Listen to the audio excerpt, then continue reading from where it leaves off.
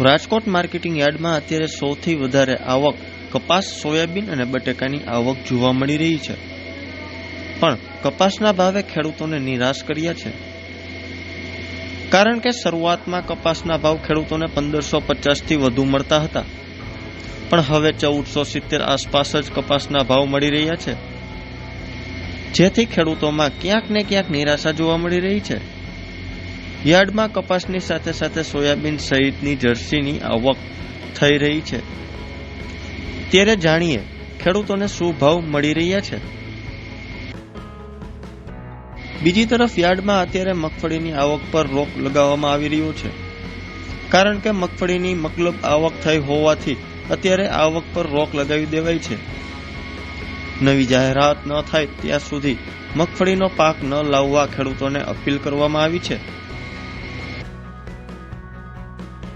Rajkot marketing યાર્ડમાં કપાસનો ભાવ ખેડૂતોને સારો એવો મળી રહ્યો છે અને યાર્ડમાં કપાસની મતલબ આવક જોવા મળી રહી છે. યાર્ડમાં 3600 ક્વિન્ટલ કપાસની આવક થઈ છે. ખેડૂતોને એક મણ કપાસના 1250 થી 470 રૂપિયા ભાવ મળી રહ્યો છે. રાજકોટ માર્કેટિંગ યાર્ડમાં મગફળીની સાથે સાથે સોયાબીનની પણ આવક થઈ હતી. સોયાબીનની 800 ક્વિન્ટલ આવક થઈ હતી. ખેડૂતોને એક મણ સોયાબીનનો 770 થી 826 રૂપિયા ભાવ મળી રહ્યો છે. રાજકોટ માર્કેટિંગ યાર્ડમાં ટુકડા ઘઉંની આવક 1450 ક્વિન્ટલ અને લોકવન ઘઉંની આવક 190 ક્વિન્ટલ થઈ છે.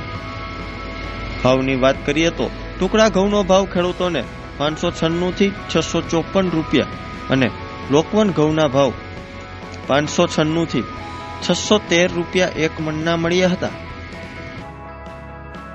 શાકભાજીની વાત કરીએ તો રાજકોટ માર્કેટિંગ યાર્ડમાં અત્યારે સૌથી વધારે બટેકા અને ટમેટાની આવક જોવા મળી રહી છે.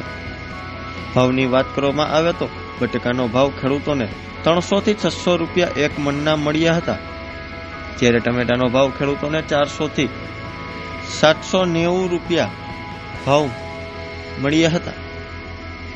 જ્યારે લીંબુના ભાવ 200 થી 600, લીલી મરચાના 200 થી 600, રીંગણાના 80 થી 160 અને ભીંડો 300 થી 600 રૂપિયા એક મણના બોલાઈ રહ્યા છે.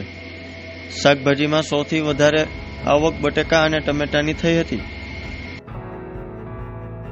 રાજકોટ માર્કેટિંગ યાર્ડમાં ખેડૂતોને પૂરતા પ્રમાણમાં ભાવ મળતા હોવાથી માત્ર રાજકોટ જ નહીં પણ રાજકોટ આસપાસના ગામો અને શહેરોમાંથી ખેડૂતો પોતાનો માલ વેચવા માટે રાજકોટ માર્કેટિંગ યાર્ડ આવે છે.